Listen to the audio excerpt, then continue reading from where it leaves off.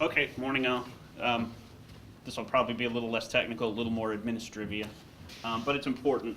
And the reason is that stackable certificates are becoming more and more critical for getting students out in a timely fashion with something that's useful for them in their careers. What are stackable certificates? Essentially, stackable certificates or intermediate certificates or awards along the way towards degree completion. And the idea is you build some advantages in for the students, and the college picks up a nice advantage along the way as well. The advantages for the students are they're smaller, more attainable goals that the students can achieve rather quickly. As Ernie pointed out, it's taken, if it takes students 4 or 5 years to complete a certificate that was probably designed to be done in 2, helping them out along the way can give them a little bit of carrot to push them towards completion. The other nice thing is that with stackable certificates, you get an opportunity to give the students something along the way. We all know life intervenes. Something can happen to the students. Perhaps a baby's born, perhaps a job gets lost, good and bad, whatever, can take the students out of the classroom for a while. And then they're going to be, if they're out for a year or 2 or 3 or longer, they're going to be in a position where they may have to start over completely, and they haven't left the college with a degree or certificate that they can put on their resume to get a job, a new job. The other thing is that these things provide an early benefit for the students, an early way for the students to gain some sort of economic benefit from their education. They don't have to wait till they're completed with an associate's degree in order to get something on their resume. And then in terms of advantages for the college, it assists in completion numbers, because with every certificate you can award along the way, you get a nice little bump up, and that can help you with justifying your approach to the various funding authorities. There's a number of models out there for this. I thought I'd throw up an interesting one that's been built by the National Association of Manufacturers just to show that professionally this is being done outside of academia. They're working very closely with academia, but the key element here was to define some way of generating manufacturing technicians, people who are capable of coming onto the manufacturing floor, perhaps directly out of high school or shortly after high school. And they were really looking for kind of this thing to fill 2 roles. One is getting new hires and knowing that people are ready to work on the floor.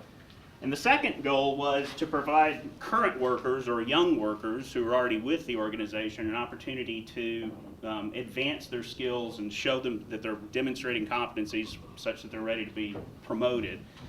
And so what they've essentially done is they've built kind of a 4-layer process, hence the stackability. Now, this doesn't get down to the individual certificates per se, but they've got a couple of modest certificates on foundational skills. These are things like applied mathematics, can you read well, can you read a chart well and gather information from it.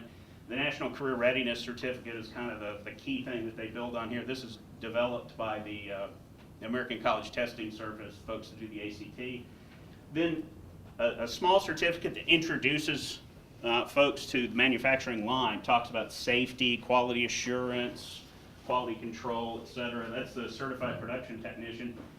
And once they've kind of achieved that, they may be working with the businesses may be working with a community college to develop this, to provide this to the students. Then there's occupationally specific certifications that may be awarded by the various entities. Perhaps it's the American Welding Society or a metalworking group or whatnot. They actually have 13 different certifications or certification tracks that are kind of embedded in this thing. And then the last piece are managerial and specialty certifications that really tie together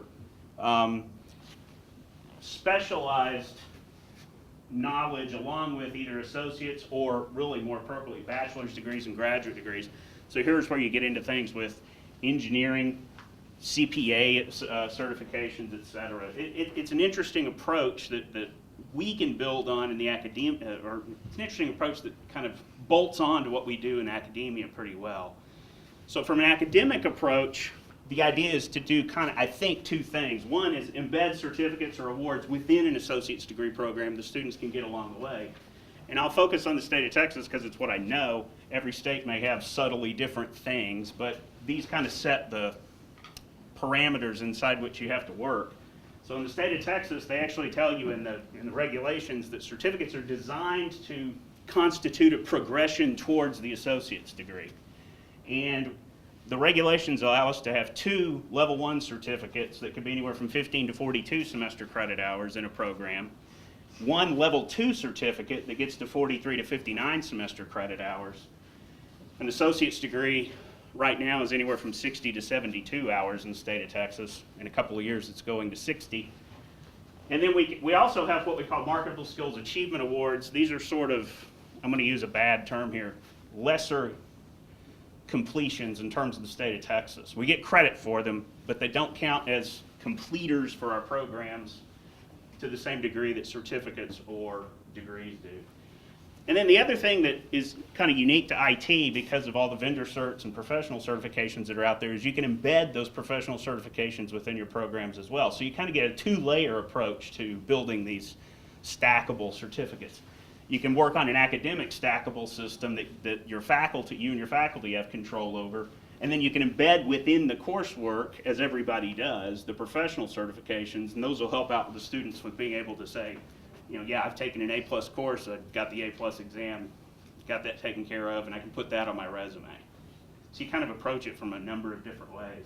This is essentially the suggested course layout for the computer networking technology program here at Collin. This is our Microsoft networking program here at Collin. And the way we've sort of laid this out is we've got 5 semesters that we work with, 2 falls, 2 springs, and a summer.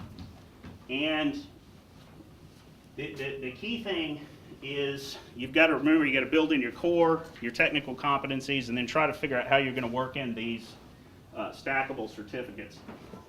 This is the suggested layout in the degree plan in our catalog, and as I'm going to point out in the end, one of the key things to doing this is making sure you schedule courses such that students can achieve these in the time frames that you want them to be achieved in.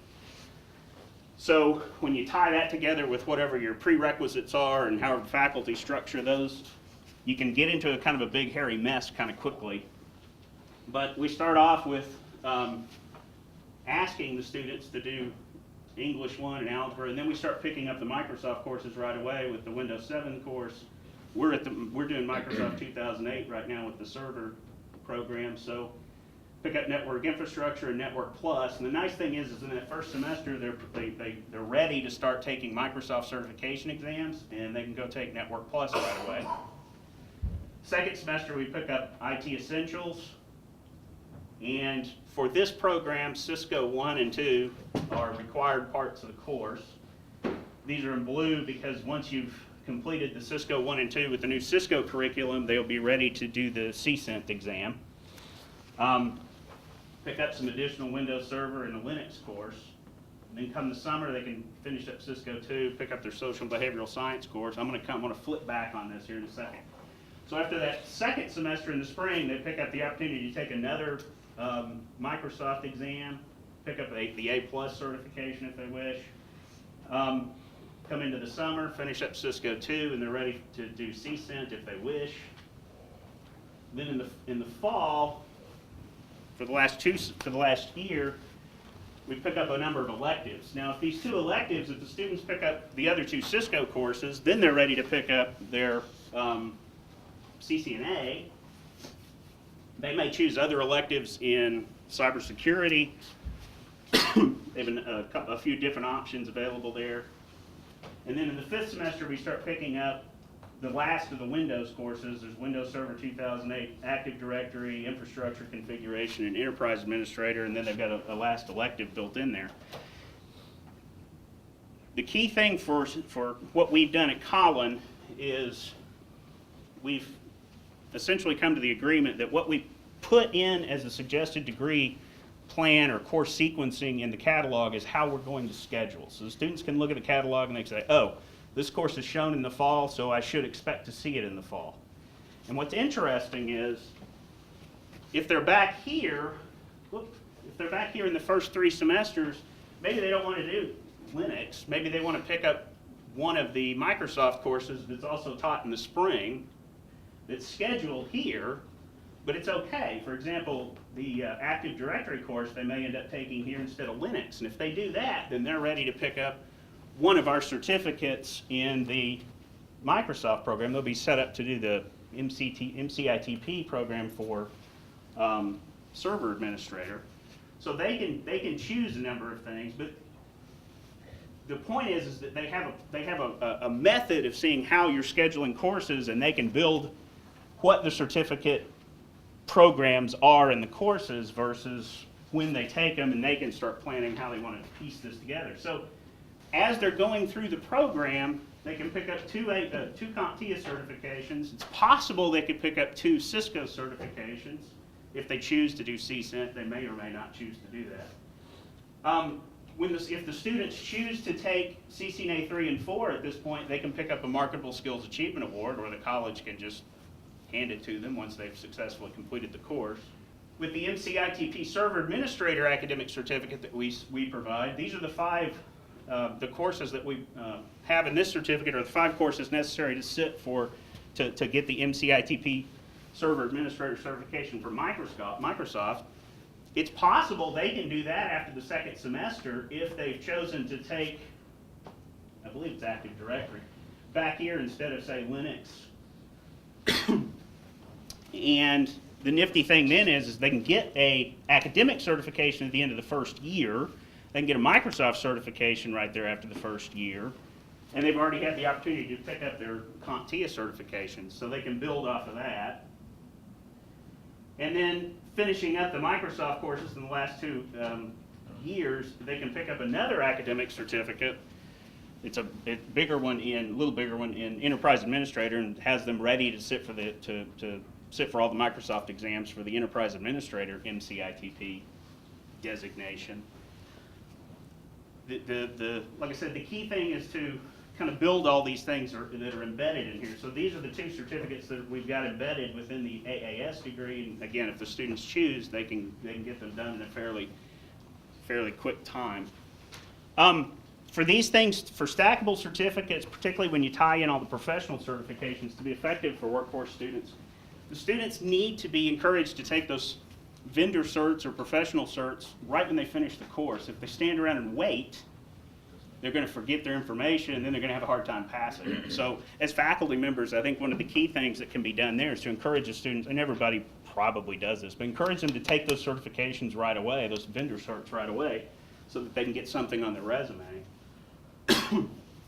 And I think we all are probably in the boat where we need to encourage the students as they're finishing these courses up to apply for those certificates. A lot of the students really don't, they may have their goal or their eye on that associate's degree, but they don't think about those certificates as being important to them. And that gets to that thing about what happens if something happens and the students have to leave school. If we can get them to go ahead and apply for those certificates, or if the college has a program to simply search them out and grant them as soon as the students have successfully completed everything, that's good for the students. And then kind of the last thing is, and I keep reiterating this, is to be academically effective, we've got to schedule courses such that the students can do this. And this gets to be tricky because I know at Collin we're trying to tie together our offerings. We have really 3 different AAS programs that are all intertwined with one another. Our Microsoft networking programming degree, our Cisco programming degree, and our Convergence technology degree. And you kind of have to piece together, you kind of have to look at all the programs and think about where you're going to offer courses such that you can build suggested degree plans for them that match up. And no matter whether the students are trying to make a decision about which program they want to take or whatnot, then they need to, they'll have an opportunity to kind of plow through that. And with that, I will end.